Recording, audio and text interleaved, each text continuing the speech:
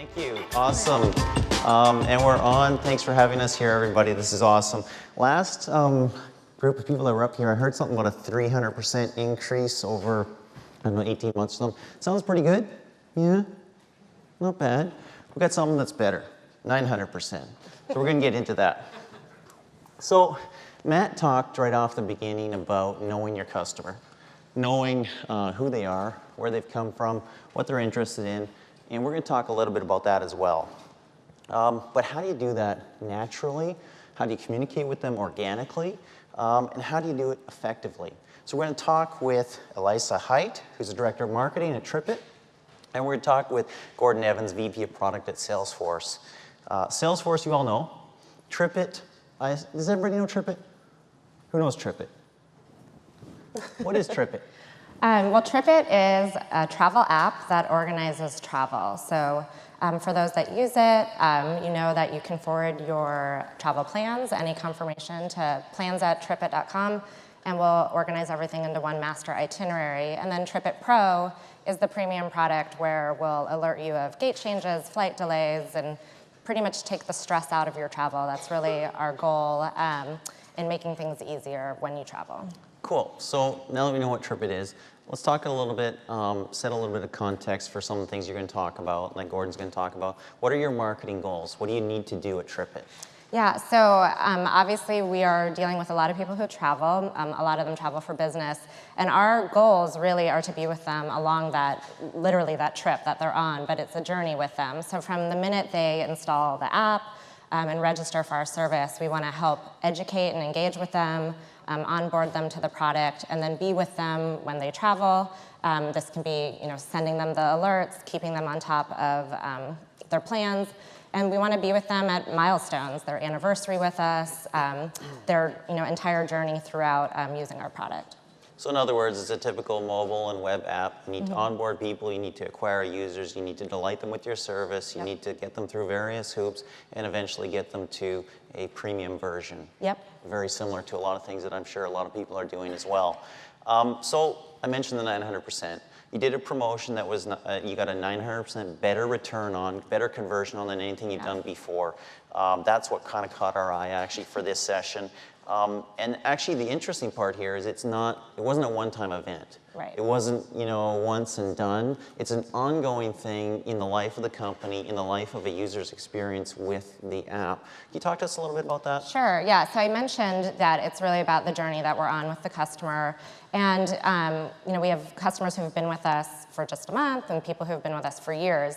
And we decided that for the people using TripIt, our TripIt service, at their 1-year anniversary, why not celebrate that milestone with them? And so we drafted a really nice email that wished them a happy anniversary and talked about relationships like ours were worth celebrating together.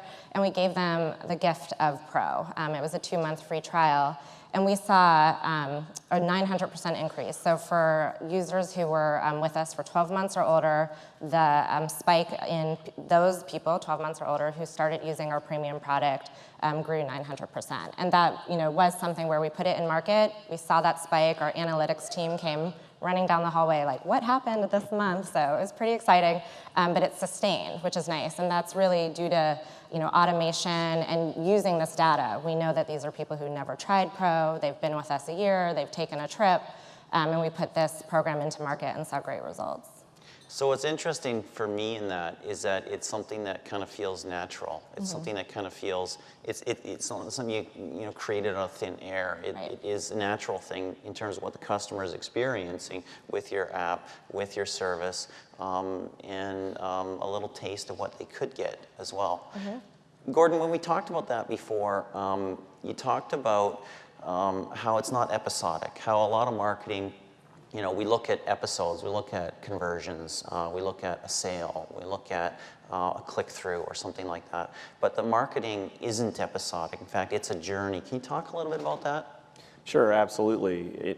I think there's still a lot of value around campaigns at a point in time. Like, I'm sure everyone are thinking about their Labor Day travel plans. Many of you are probably using TripIt to plan that big travel weekend, but that is only one point in time of the overall customer journey that you might go on with a company like TripIt this year.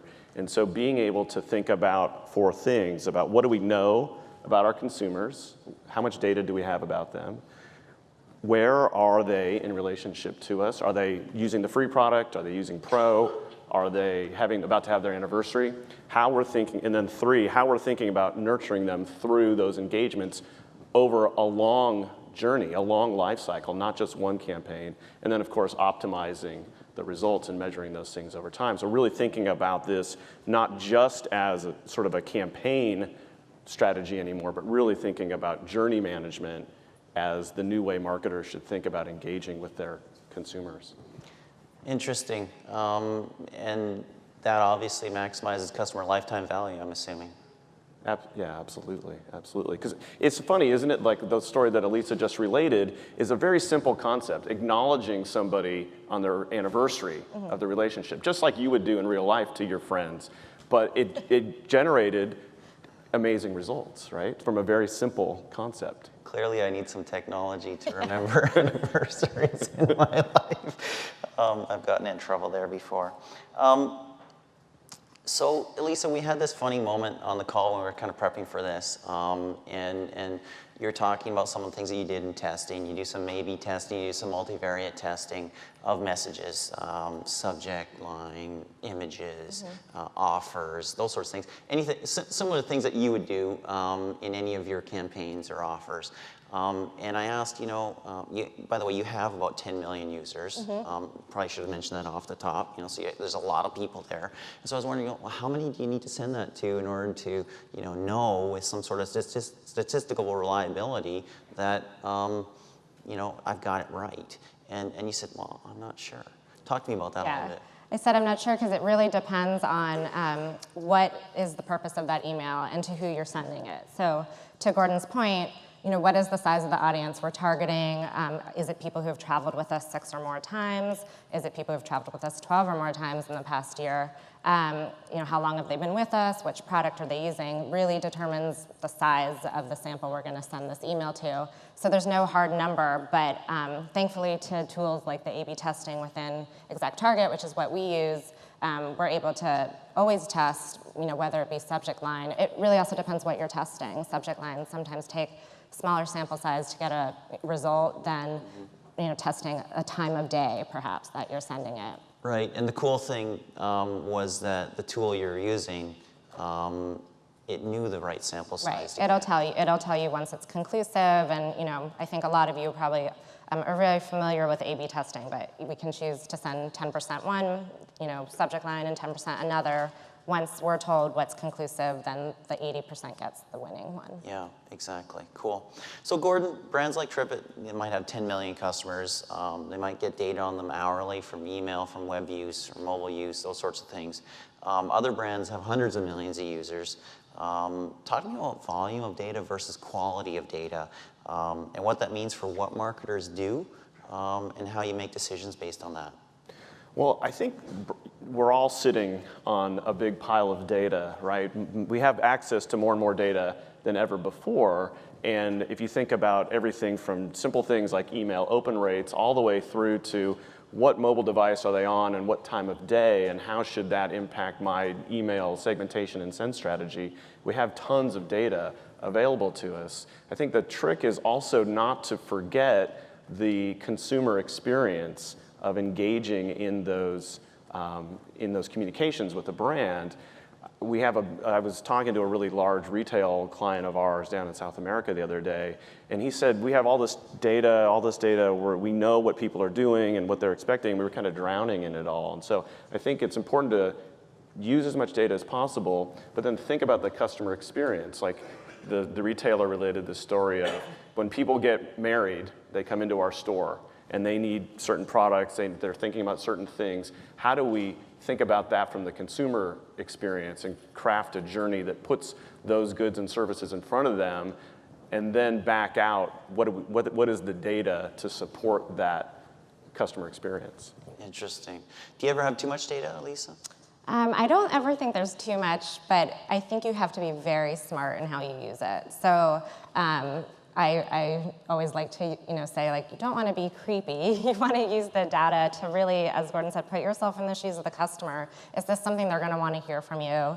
Is this something they find helpful? And we really want to delight our customers when they're using TripIt. We want to make their lives a little bit easier when they're traveling. And so, I do think they love, getting an alert before perhaps an airline gives them one. And that's a great use of data because we know where they're flying, we know what airline they're on, and that sort of thing. But you don't want to use it in a way where it's going to cause them to the wonder experience what you're that doing. TripIt creates builds that loyalty, because I know I travel a ton, and I get the TripIt updates before I get the updates from my airline that I'm flying on. And so that kind of relationship, the immediacy and the accuracy of the communication based on the data is really powerful from a consumer perspective. Interesting.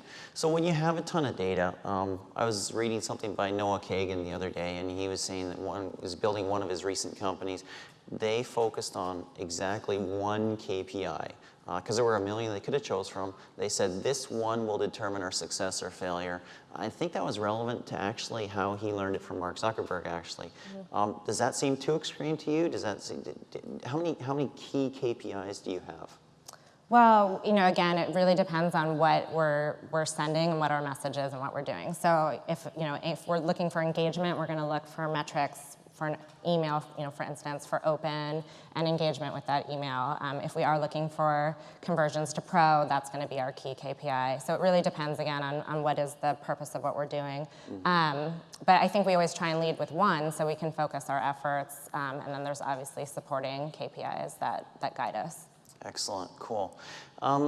Maybe, Elise, I'll ask you for a couple actionable takeaways that can really help other technology-assisted marketers drive conversions and engagement that you've learned. Yeah, well, I think we've both talked about it today, but I think everyone probably, as consumers, to always put yourself in the shoes of the consumer and think about their experience with you. I mean, you can set up a customer journey, and you can do a lot of testing along the way, but it's also good to think of yourself as the customer and the journey that they're on and identify that way.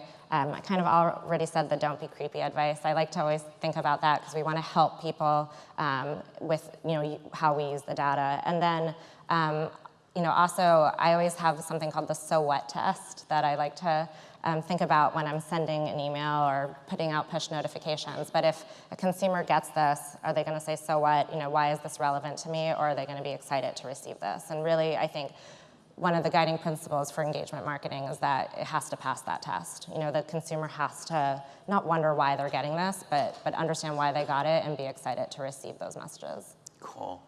Gordon, when we were chatting earlier, we talked almost about a customer health meter, because when you run, whether it's a SaaS-based business or a service that, you want to be continually helpful, you want somebody engaging with you regularly, you want to know if customers are falling off or if they're ramping up their use. How can you do that with some of the technology tools? Well, I think that, again, it goes back to the data that you're listening to. All the consumer events, as consumers interact with your products, they're creating these events that you can listen to. Over time, once your data set is big enough, you can use them to understand are you getting the right adoption of the products, and certainly then start to build out predictive models or early warning systems to say, well, gosh, customers that are adopting us at this rate tend to renew.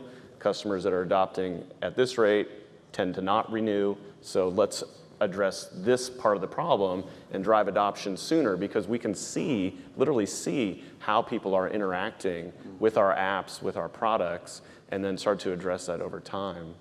One of the other ideas that I think is important for us as marketers is to, as Elisa was just talking about, is use your products from the experience of your consumer. So go sign up for your own newsletter. Go abandon something in your own shopping cart. See what that marketing experience is like so that you can figure out how to tune it. Like who's filled in a lead form on their own website to see how fast their sales team calls them back. I think that these kinds of also, field tests that you can put into place are powerful as well. That's really, really good advice. I like that a lot. Sometimes I think we'd be scared by the results. Just a couple minutes left. Maybe one more question here for you, Lisa. Obviously, we're all familiar with a multi-device world, and somebody might be on their laptop, their smartphone, tablet, wherever, some kiosk somewhere where they finally grabbed internet in, some forgotten place at some airport. How do you manage and track and communicate with people based on the device that they're using? Sure. Well, I mean, we're able to communicate with them how they want to be communicated with. So people, choosing their settings. Do they want to receive email? Do they want to receive push notification, SMS? Do they want all of the above or none? And so we'll deliver the message to them based on that, and we'll deliver it to whatever device they're on. So that's incredibly important to us because by nature, they're on a mobile device of some sort while they're traveling usually. So we want to make sure that they get the message with time sensitivity. Letting someone know that their gate has changed after their flight took off is not going to be useful for them. So obviously delivery on time and making sure it's able to be read on whatever device they're on, wherever they are, is really important to us. Yeah. Excellent, excellent, very cool. Gordon, any final thoughts? Well, I just, one great thought that we had talked about before, I think, is that it's really about taking advantage of the data, because the data is what drives the relevancy to the consumer, and the relevancy is what drives the results. So really just thinking about how are we activating the data that we have available to us and using that to engage with our customers in a very personalized fashion. Gordon, thank you very much. Elisa, thank you very much. Yeah. Thank you all.